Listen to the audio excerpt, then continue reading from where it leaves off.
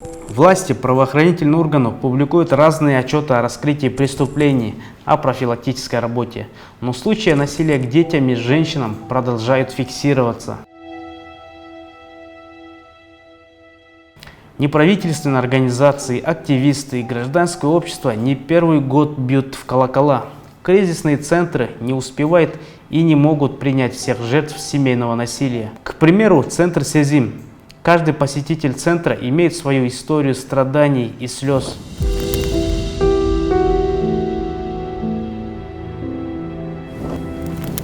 Айгуль вышла замуж во второй раз. Был свой дом, работа. Поначалу казалось, что все хорошо.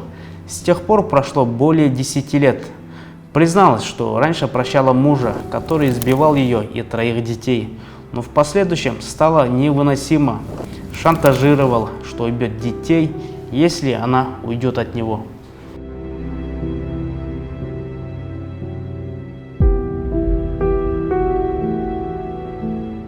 Вот отырған, массаның üstüne çok öyle oturup tizildik dedi.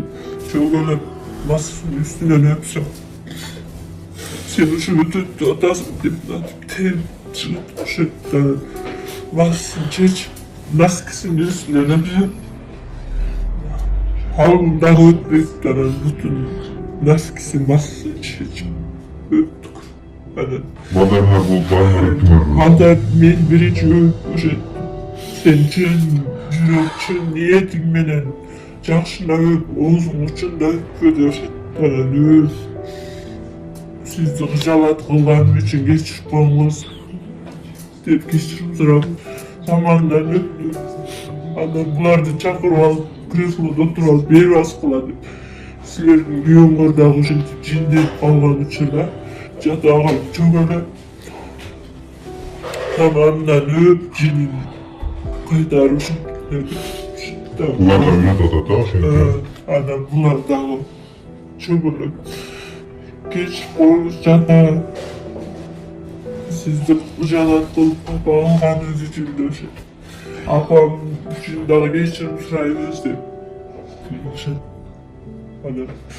сілерге азырдан үйретіп қояйын күйеуге тигеніңерде мағамдан күйеуім ұрады деп келбегіле қайра жүгіліп жата қалып бүтінден өпсең өр жазылып кетеді десе.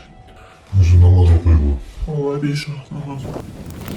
Насильники всячески оправдывают свои действия, ссылаются на религию, но это лишь оправдание. Мусульманство не поощряет насилие в семье.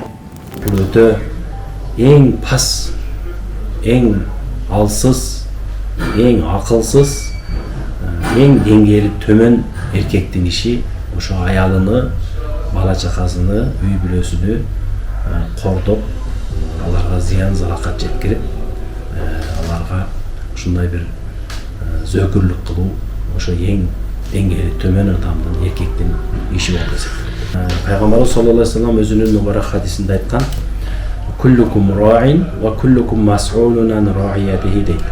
Силер ар бириңер суралуучусуңар жана ар бириңер кол астыңардагылардан сураласыңар деген хадис бар да. Бұл сахих хадис, аябай күчтүү хадис. Бұл дегени силер ар бириңер өзүңөрдөн сураласыңар жана кол астыңардан дегенде ошо эркек киши кол астыда үй бүлөсү бар. Алардан да суралат. Эгер жетекчи болсо, анын кол астыда иштегендер бар. Алардан суралат. Эгер падыша болсо, ал мамлекет бүт эл ошонун кол астындагы кишилер болуп эсептелет. Ошолордун баарынан сураласыңар дейт да. Страх чувствуется во всех словах и действиях Айгуль. В первый раз она из-за страха отозвала свои претензии к мужу в милиции. Во второй раз суд вынес решение о легком вреде здоровью самой Айгуль и детям. Сіз отпотасыз. Көрінеулі тұрмайсыз деп алып, сөзілі ақты. Дағышында алып тұрғаныңызы жағдам бересізден десен, көрініңіз бөлі сіз жазбай тұрып, сразу неме алсаңыз болады да дөше. Азыр ошол милиция бар ма сизге жардам берем деген? Жоқ, ошол айтты да. Сіз азыр айтсаңыз, біз бұны жөнөмді қыламыз, айта берің деп қайра айтты да. Siz bolğun tutmaz yazıp beriniz. Жоқ, деген ошо жерде да ыйлап берді. Siz korkup atасыз, açık olesiz кейде ошентип да. Мен сизди жазбам деп да айта албайм. Бул сиздин эркиңиз, бирок коркпом деп ошентти. Анан дагы үйгө барып да бир нерсе кыла турган болсоңуз кайрылсам болбой турбайбы деп кайрылыңыз дедим. Бирок тосмо арызыңыз уже келипти. Буну жазбай эле коюшуңуз керек. И таких историй много. Во всех этих случаях страдает психика детей. Албетте бул аябай эле терс таасирин тийгизет. Психологиялык травма алышат балада, кыздагы.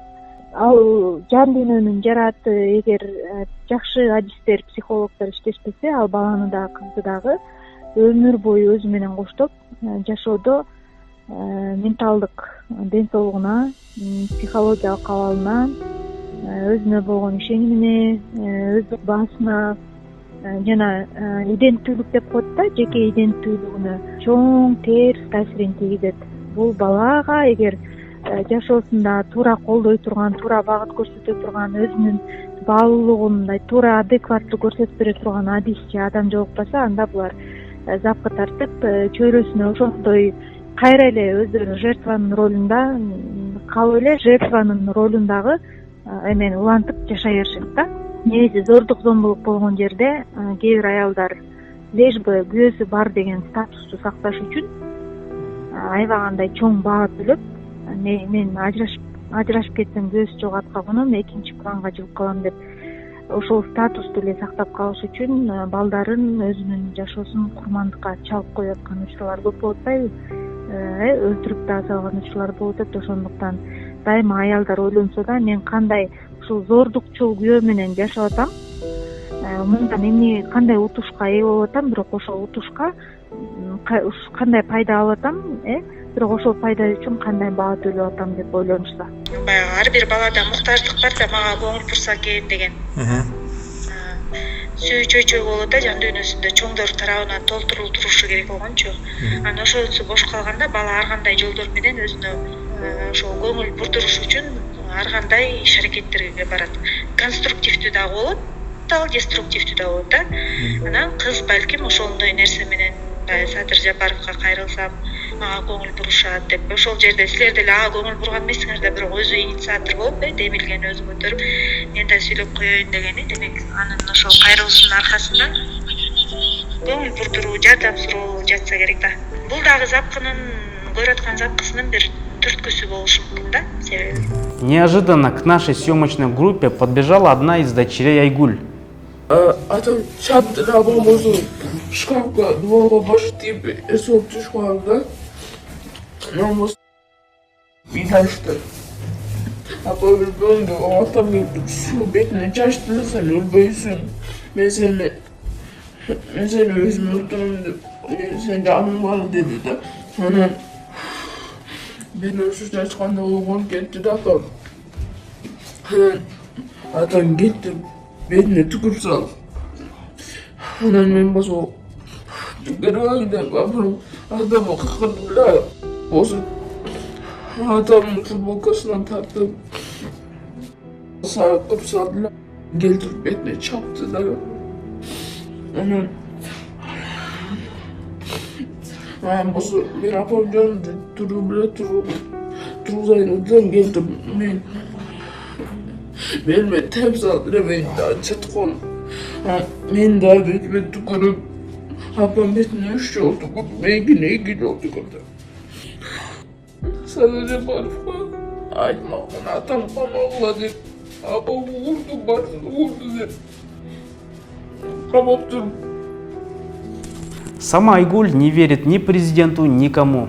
Как только лишат родительских прав отца ее детей, она вместе с ними хочет уехать за границу. Подальше от насильника, подальше от чувства незащищенности и страха за свою жизнь и ее детей.